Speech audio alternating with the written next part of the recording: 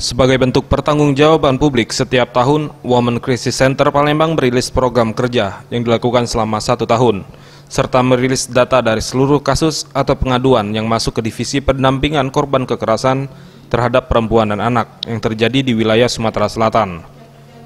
Sepanjang tahun 2019, Divisi Pendampingan WCC Palembang telah melakukan pendampingan 138 kasus, seperti kasus perkosaan dan kekerasan seksual lainnya, mencapai 72 kasus, kekerasan dalam rumah tangga 38 kasus, kekerasan dalam pacaran sebanyak 16 kasus, dan kasus-kasus lainnya sebanyak 12 kasus. Yeni Roslaini Izi, selaku Direktur Eksekutif Women Crisis Center Palembang mengatakan, tingginya kasus tersebut dapat dilihat sebagai bentuk kesadaran korban dengan kasus yang dialaminya, kemudian melapor ke WCC agar dapat dilakukan pendampingan.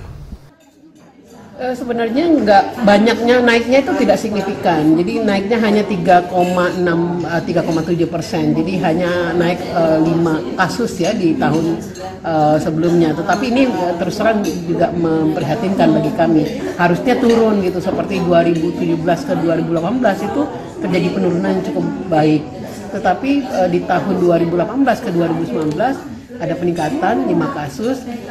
Kami melihat bahwa sebenarnya ini bukan karena terjadi peningkatan kasus. Dari dulu sebenarnya memang kasus itu banyak, tapi cukup banyak sudah mulai muncul kesadaran bagi korban atau keluarga korban yang mengalami kasus untuk mempertanyakan atau melaporkan kasus yang dialami.